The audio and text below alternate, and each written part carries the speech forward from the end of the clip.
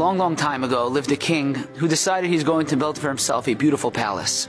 He hired the top contractors, the top designers. This was going to be a palace for the ages. But when it came to the throne room, this room had to be the most beautiful of all. And so a search committee was sent out to find the top artists who were going to paint murals on the wall. And finally they narrowed the search down to 2 of the top artists who the king met and said, okay, you have a few months. I want one of you to take these 2 walls and the other to take the other 2 walls, and each of you together you're going to create a masterpiece. And they got to work. And everyone noticed immediately that there was a difference between the 2 of them. One artist was there first thing in the morning with paint brushes and with paint and tools, and he was working hard from morning till evening. The second artist would show up a little bit late, and as time went on, even later, some days he wouldn't even show up at all. Until that day came, the inauguration of the new palace. The king is so excited, all the subjects, everyone comes to the palace. They're standing there waiting to be shown this beautiful room. And the king starts on one side of the room, and a gasp goes out from him and from everyone. The walls are beautiful. Animals, you can almost touch the birds. You could see the fruits on the trees. You want to pick them off. They're so luscious. They're so lifelike. Amazing. And then the curtain is removed, and the other side of the room is revealed.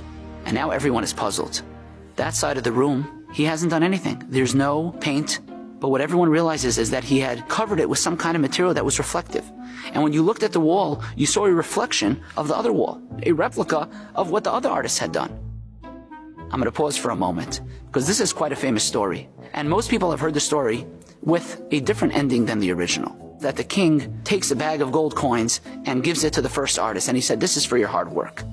And then he turns to the second artist who says, what about me, Your Honor? And he points at the reflection of the gold coins in the mirror and he says, there's your reward. But this story was written many hundreds of years ago in the Heilige Sefer Akedas Yitzchak by Rabbi Yitzchak Arama. And he writes a different ending. He writes that the king not only found it pleasing what the second artist had done, but he rewarded him even greater than the first artist. And that's strange. Why would that be? Reb Nachman quotes the story as well and has the same ending. And I believe what these tzaddikim are telling us is the following message. Every single one of us want to be a tzaddik. We want to be like the first artist. We want our life, we want our neshama to be beautiful, to be shining, to be exactly the way it's supposed to be. But so often in life, things don't end up the way we want.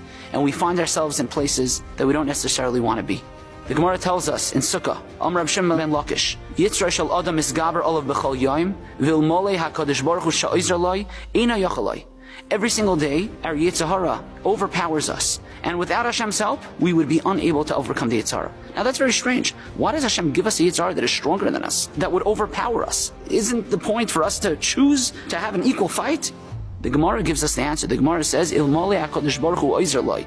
You know why Hashem gave you a Yetzer Hara that's so powerful? Because He wants you to turn to Him for help. And that's what this story is telling us. That even if we're not on the madrega of a tzaddik, but if we can reflect Hashem's light in this world, if we can be mevatel ourselves to Him and say, Hashem, I need your help. I need your help so much because I see how much more powerful than me my Yetzer Hara is. It's not a mistake. It's so that we invite Hashem, we turn to Him, we invite Him into our lives, we reflect Him in our lives, and thereby Hashem says, I'm going to shine a much more powerful light than you could ever have painted on your own, and that is ultimately incredibly pleasing in the King's eyes.